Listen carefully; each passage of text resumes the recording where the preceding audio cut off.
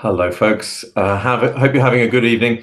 My name's James. I'm CEO of Mobilise. We're the tech startup by carers and for carers. And it's great to have you with us this evening. We're going to have a conversation about supporting carers at the moment. It's a really tough time for the UK's 13.5 million unpaid carers in a lot of different ways.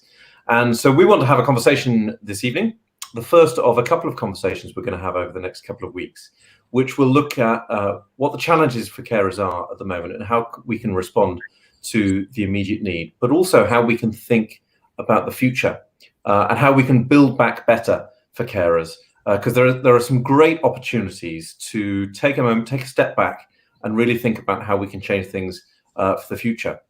So we're going to be having conversations with a number of different people, commissioners, practitioners, and of course, most importantly, carers themselves over the next couple of weeks. And I'm really pleased that today we are going to start off with Mobilise's very own Suzanne Bourne, Head of Carer Support. Hello, Suzanne. Hello, James. Hello, everyone. How are you doing? I'm okay. There's a carers. I'm okay. It's been a busy day talking to carers, talking to people that are supporting carers. There's a lot going on. So I'm feeling very much like it's 6 o'clock in the evening and I need to put the kettle on. Well, thank you very much for sharing some time finding some time to share some thoughts with us, because you've been having, well, first up, Suzanne, it's important to say you are a carer yourself, and you've been having lots of conversations with carers over the course of lockdown. Can you just give us a bit of background as to what you've been doing in your role and your role at Mobilise as well as at home?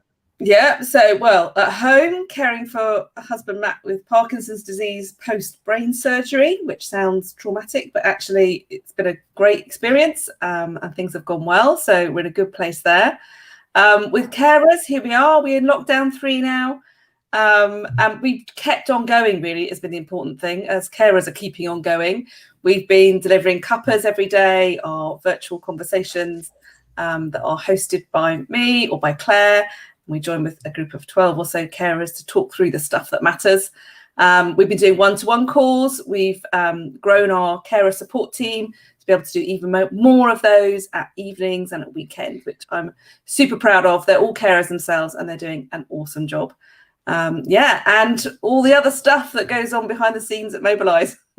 It is fantastic. And so since March 2020, we've had 35,000 carers engaged with our support in one way or another, which has been super powerful. And you've been behind a lot of that, which is why it's really valuable to speak to you today. And I wonder if you could give us a sense, I mean, what's your reading of how carers are feeling right now?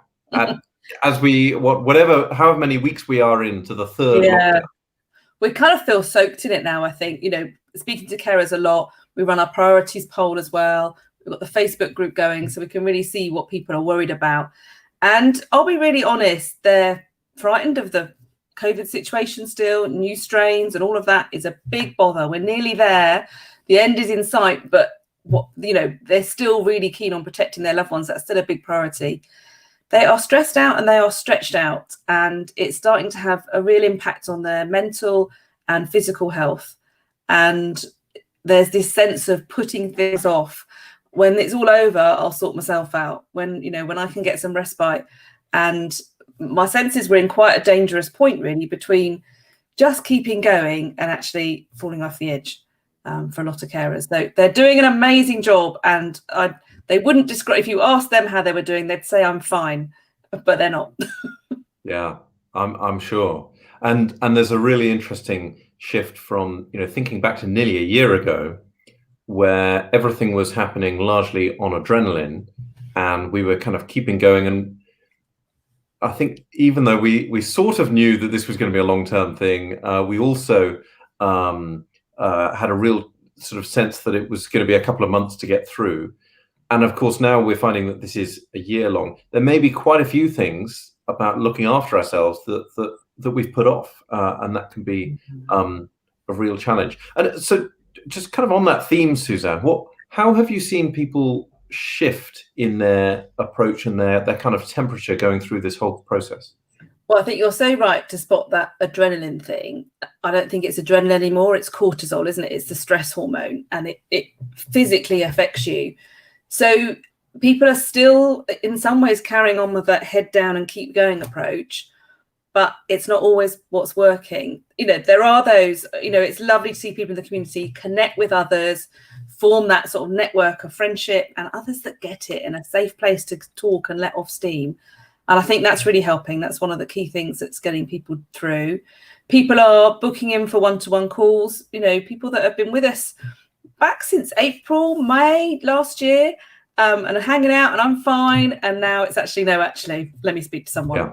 I need to talk through my stuff. And they are, I'm really glad to see carers taking that step and, recognizing self-care isn't a bubble bath anymore. Self-care is about getting to the GP. Self-care is about booking in a call to be able to talk about how things are. It's about having others that you can let off steam with. Well, and it's interesting you mentioned that. So we've had a question in from Debbie in Surrey. Debbie Hustings, a good friend of ours, who's asking about data on accessing the break service. Now, I don't think we have any quantitative data, but what's your reading, Suzanne, of how people are engaging with breaks around the country? I think for a lot of people, it's just on that list of things to do after everything's over. And, we can't possibly think about that now, which is a little bit of a dangerous place. So we're encouraging carers, start that research now, put out those feelers now, start to get your loved one's head around the idea that this might be happening. And I think as people are getting vaccinated, they're feeling a bit more optimistic about that. And I'm seeing more from Carers UK and from other organisations supporting carers really campaigning on this. And I think this is going to be the big thing, that those breaks are going to be exactly what people need. But also people are opening up conversations now about, actually, I can't wait until the end of all this. That's not going to be okay. What can I do? So I had a great conversation with a carer the other day, just balancing out the risks and how to, her son lived in London. He was willing to come down and spend a week with them, but that would involve, he lives in London, but he's been kept as safe as possible, would involve a train journey. So how could they factor in testing, quarantine at her house before he then had contact with the family, just so she could take a break from caring for her husband because her physical health was really in decline. And so it kind of, the priorities had shifted and the risks had changed. There was a different risk there, a real risk of care breakdown. So I think to encourage people to start to think about it now is really important. And it's interesting, in line with that, we've actually had, so again, we don't have any quantitative data on this, but anecdotally, talking to carer supporting organisations around the country, there's a bit of a pattern to see a dip in referrals. Theory might be that that's around not having the same kind of word of mouth community, but actually starting to get into that thinking of, okay, a lot of people might have received their first vaccine now. Does that open up some opportunities for respite support that, we still need to be very careful and we need to be isolating, but does that open up some options? So there's some really interesting themes in there, and we need to kind of incorporate them into our thinking as we go ahead. And Suzanne, what have you learned about supporting carers? I'm thinking back this time last year, we were kind of figuring out stuff out as we went along. I think, like everybody, how we managed to do this in an online world and make sure that it's relevant and impactful. What are some of the things that you've learned about carer support that we might be able to take on into the future as well? Wow, huge amounts, both personal learning, digital stuff, and about carers, and about just where things are changing now. What I learned back in February, March probably isn't going to be much use now. So much has changed. But I think one of the key things we're learning is that people need a choice of services and a choice of options about how to engage with support, because a lot of people don't recognise that they need support. That doesn't sound like a very proactive and positive, empowering thing to be accessing support. So sometimes different kinds of things. So they'll need connection with other carers. They'll need access to advice and information that they can trust, and from someone that will help them sort of actually put those things into practice. So, and also choice about the how and the when. So yes, more and more people are now accessing digital services, which is fantastic, but not everybody is. There's still a huge way to go. And I think, we're not going to push everyone onto that boat. People will always want face-to-face, and it's really important. But the when, we're no longer 9 to 5 people. I don't think we ever were really. But, you know, if people have work, have jobs, have other responsibilities, if they're homeschooling children, then access to things in the evenings and at weekends are really important. So being able to open up access, I think, is really growing. And we've seen that where we've been able to open up access with the carer support team through evenings and weekends. We've seen an increase in the number of people that are accessing that service. So we definitely know that that clicks and makes a change. But also that actually what people need is quite often quite light touch. They don't need to go to a group, come to a cuppa, speak to an actual person. They kind of just need to be in the loop, really. So I think that's where things like the daily or weekly emails, the Facebook group, just knowing what's on our website and having great content there, sometimes actually that's all people need at that stage, and that will help them to sort of grow and, you know, proactively for themselves start to think about, well, what does the future look like and what do I need to put in place to be able to do this sustainably? And I think there's also that question everybody has now gone, what if something happens to me? This contingency, what if planning is enormous. It's a big thing now on people's minds. And I think that's a really great opportunity to step in with some really simple services around that, which will engage people at quite an early level when they've got lots of options and choices. Yeah, well, I want to come back to the contingency stuff in just a moment, but there's an interesting point in here from Marie-Andre, talking, just really echoing with that point that you're describing there, Suzanne, that, you know, realistically, we're all caring at different hours, and the responsibilities that we might have as carers don't fit neatly into the working day in any way. And actually accessing support for working carers is a really important part of that. And I think it's been really interesting to come on that journey with a lot of carer supporting organisations. So Mobilise, we're kind of young upstarts figuring things out as we go along. But we can't on that, James. I think we're better at that now. But joining, like, working in partnership with a lot of carer supporting organisations who've been supporting carers for a long time and exploring those new avenues. So running a session at the weekend or in the evenings and seeing how young adult carers or working carers are able to access that. There's, I think we can focus on some of the real challenges of supporting carers in lockdown. But I've spoken to carer centres around the country who are really excited about the opportunities that are opening up, because we're learning so much new stuff. And Suzanne, you mentioned about contingency planning and that place for light touch support before people get to crisis point. That and frankly, just how much of a difference low-key support can make. And I mean, you've told me about some of the examples of development that have been happening in half-hour one-to-one calls and so on. Can you say a little bit more about the kinds of things that people need that can be light touch and don't have to be hugely expensive, for example?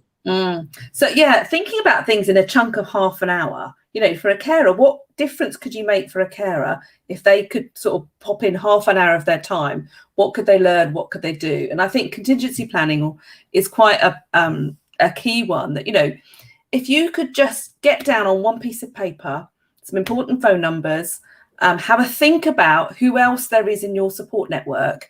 You know, it's contingency planning isn't always right. Social services will step in when something goes wrong.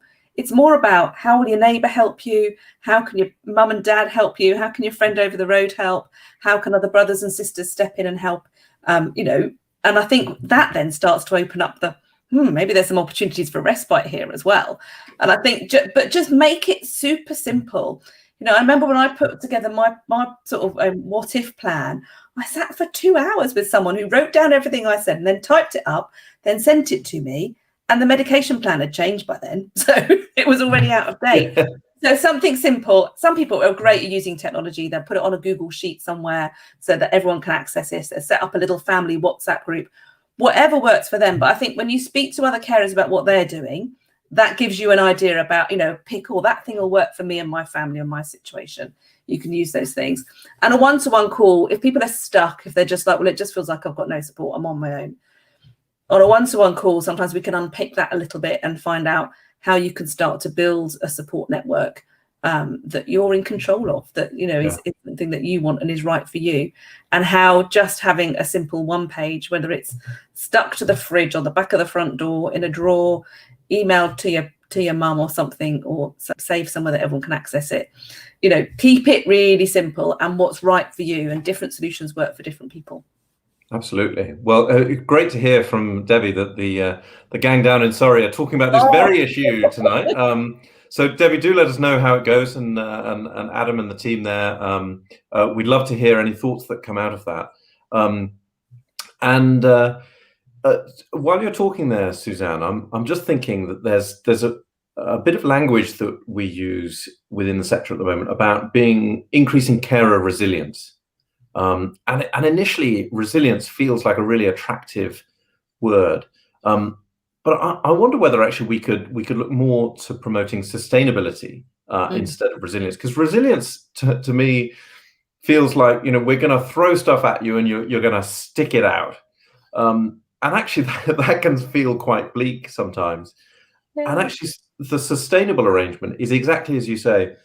Who are the people around me who can chip in and maybe help out with small things like helping out with the shopping, or popping around for an hour or two that lets me take the dog for a walk, or whatever it might be, that actually then means that you can be sustainable and that your caring situation can last in a long-term kind of position without having to draw on that kind of more formal support, which a lot of times is appropriate and is really attractive, but for a lot of people is something that they're kind of quite keen to avoid. Yeah, I think that's a really interesting use of language there. I think we've got so into the resilience thing, and I think it has been important through the pandemic because we've all had to go through this awful thing, this tough situation. And that's where resilience comes from, is by going through something, by pushing yourself through something, not by sitting on the edge and not attempting and not doing. Resilience comes through those hard times, those character building times. So that's great. And we know community helps with that. We know that information helps with that, but we know experience helps with that. But if you're a carer that's been through that, your greatest wish is that other carers coming along don't go through that. They don't have to build up resilience and strength, that they build up a more sustainable way. They found ways to avoid the crisis. They find ways to, easy things that can be put in place when the crisis comes, and be ready for it, rather than feeling that pain, because it's the pain that's created the resilience. And who wants anyone to actually have to go through pain? I know it's good for us. I know it's character building, but if we can learn from others sometimes, I think that's absolutely really good. And that's what I love seeing the community step in with that. Oh, it sounds like this might help. We did this, it helped us. How about this? This helped us. Yeah. Maybe look into this. And that's such a better way of giving someone advice and suggestions. Whereas even when it's me or another professional, people don't always listen. That's not who they will listen to. They'll listen to their peers. They'll listen to people who've been there and done that. Absolutely. Now, I just want to pull in Marie-Andrea, come back with another comment, just to mention that the timing of stuff is really important. And actually, there's an opportunity, if we get the timing and the accessibility right, that a lot of projects which have a really, they're a good piece of work, could get even stronger engagement if there are some of those accessibility issues looked at. So thanks, Marie-Andrea, for that. Now, Suzanne, I'm going to put you on the spot. Well, I put you on the spot for the whole of this conversation, really. But the theme of these conversations is how can we bundle up all of that learning and that experience, some of that pain, but also some of the real positive pieces coming out of the last few months, and how do we push them into building back better? I mean, what would you like to see if in 10 years' time we were having this conversation and you could say, look, this is what we did as a result of the COVID crisis? What kind of thing would you love that to be? Well, do you know what? Over the time, we've all been guilty of it. We've been talking about hard to reach carers, as if they're deliberately hiding themselves somewhere and making it really difficult for us to reach them. And I really would like to see that differently. And I think it's us that are hard to reach, the support services. I think, we need to take ownership of that. And that's the flip side of being inclusive and accessible. Those words are used so much, but we really need to understand what those words mean and look at when we're not being inclusive and accessible, and really try and turn it back, the responsibility back to us. And that's not what people are saying when they're talking about hard to reach carers. It's that they know they're struggling to reach them, but these carers haven't hidden themselves away. They're at work. They're in doing other volunteer work. They're busy. They're caught up, unable to leave the house because their loved one, they don't have support for their loved one, or their loved one just chooses, I don't want someone else looking after me. So they're really caught in the home. They're prevented from accessing groups and things because they're too far away, the transport and the time commitment that gives. So sometimes, when we look at those things, it's not necessarily just about targeting a particular community, but just knocking down the barriers as much as we can. It's about, as Marie-Andre said very rightly, we'll start a project and we're putting it on a Thursday afternoon at 3 o'clock. Why is nobody here? But quickly responding to that, this isn't working, let's adapt it, let's make it more accessible, because sometimes you just got to get on and do things, but we can make it more and more inclusive and accessible as we go. But we really need to drill down into what those words mean. And I'm also really passionate about things being more joined up. We've had some amazing conversations with amazing carer support organisations and local authorities that are doing fantastic work. They've had pockets of funding to do things.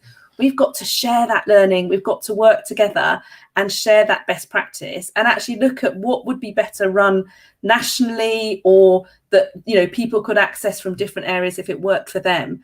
There's no one size fits all, but there's a lot of duplication of the effort that we do.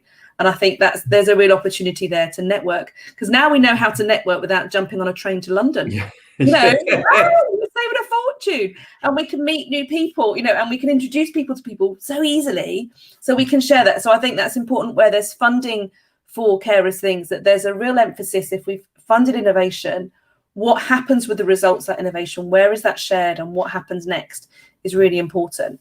And I think, we've learned a massive amount about working digitally and online, and we've, as we were all expecting this big, digital inclusion is really important. There'll be people that are left out from that. And so absolutely, we cannot lose face-to-face services. We cannot make everything online. That's not going to work. It's going to need to be some sort of blended approach. But let's not have assumptions about who can't access digital services, because we've got it wrong so many times. Age is not a barrier. Things to do with age might be the barrier. Location can be a barrier sometimes if there's no broadband services, but we can adapt the online services to be less video based, less broadband hungry, less data hungry. There's different ways of doing things as well. It's not just black and white, people can or can't. And we mustn't assume also that all younger carers or young adult carers, they're going to be all online and all techie. That may not be the case, or they might want something in their life that isn't like that, because the rest of their life is, particularly people at school right now, but they're dying to see someone face to face or have a proper conversation with somebody, because everything has gone online for them, and that's exhausting. Even those that love their phone, they've actually now had enough of it. Yeah, absolutely. I know my nephew would sign up to that. Another comment in from Debbie here about the use of the term micro communities, and I think that's a really interesting example of how some of the language we can be using can shift our understanding to make this kind of really work, and that might be the different communities that we're working with in a particular locality, or the who are employed in a certain organization, or just who have particular interests. We talk about cake a lot, and cooking, and the various things in our group. That there are actually some really interesting interest groups that kind of go beyond just the identity of a carer. Suzanne, thanks so much for all of your thoughts, and thanks to everybody who's been chipping in and sending different comments in from the social media in various places. So we're going to be back every Thursday early evening, to have a series of conversations about how we can build back better. Do subscribe if this has been helpful. So there's a button somewhere. Really good to have you back as we come along, and do look out for different bits of content that are coming in the next couple of weeks. Have a good evening, and we'll speak soon. Thanks, Suzanne. Bye.